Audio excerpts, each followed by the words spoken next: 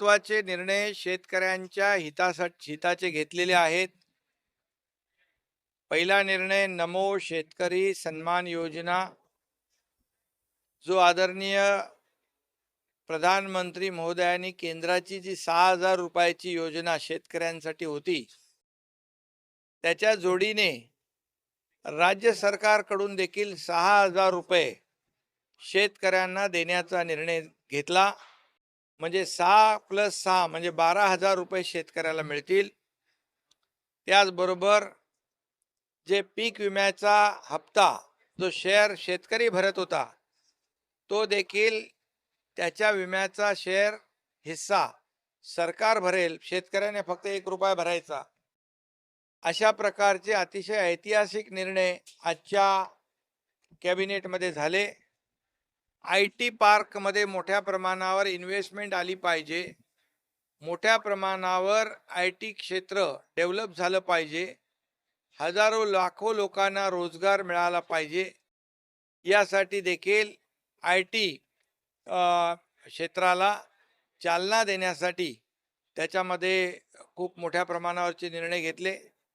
त्याचबरोबर मुंबईतली cluster development, ज्या धोकादायक इमारती ज्या आहेत क्लस्टर डेव्हलपमेंटसाठी, जे अनेक वर्षापासून प्रलंबित आहेत, अनेक हजारो लाखो लोक आज घराच्या बाहेर आहेत, त्यांना भाडं मिळत नाही. आणि अशा या क्लस्टर डेव्हलपमेंटसाठी प्रीमियममध्ये 50% सवलत देण्याचा देखील राज्य सरकारने आज निर्णय घेतला. मुंबईकरांसाठी देखील ही एक आनंदाची बाब आहे.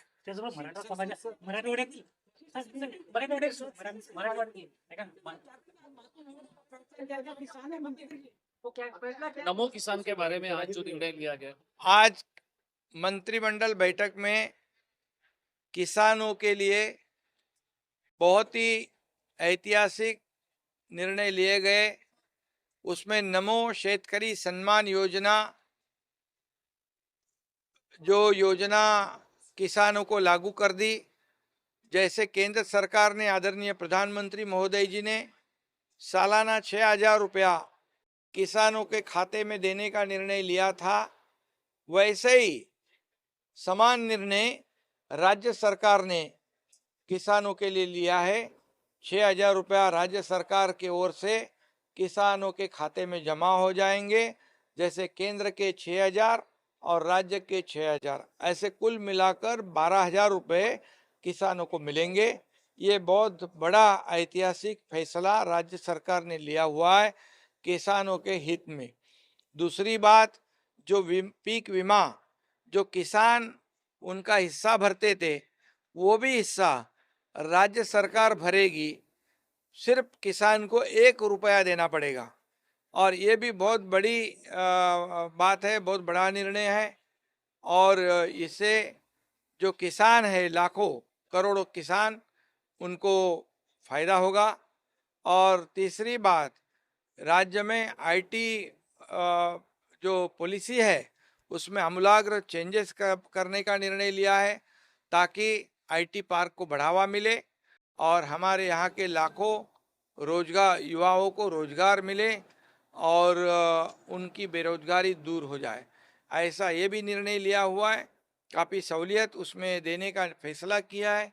और मुंबई के बारे में जो डिलैपिडेट कंडीशन, जो जर्जर इमारतें हैं, जो क्लस्टर डेवलपमेंट के माध्यम से उनका पुनर्विकास हो सकता है, वो कई सालों से मतलब रुक चुका है. लोग बाहर है, घर से बाहर है, उनको रेंट नहीं मिल रहा है. बहुत परिस्थिति गंभीर है. और इसलिए सरकार ने मुंबई के क्लस्टर डेवलपमेंट के विकास के लिए जो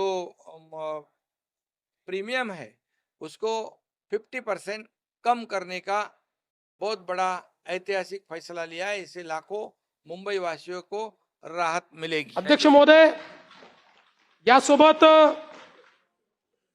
आमचे आज मला या ठिकाणी सांगितलं पाहिजे की आपण जो शेतकऱ्यांना नमो शेतकरी महासन्मान योजना आपण सुरू केली, केंद्र सरकारचे 6,000 आणि त्यासोबत राज्य सरकारचे 6,000, आज त्याचा आपण हप्ता हा शेतकऱ्यांच्या खात्यामध्ये जमा केलेला आहे.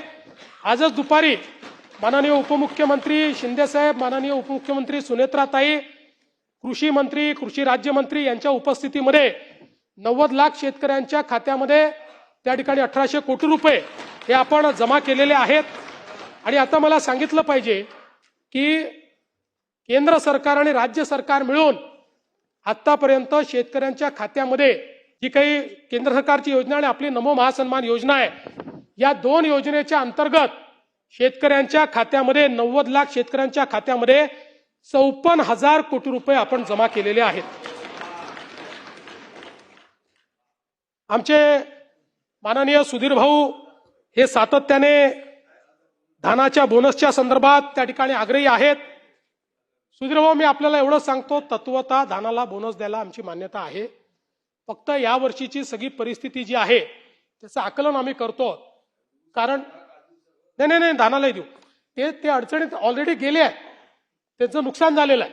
पण धानालाही बोनस देण्यात येईल.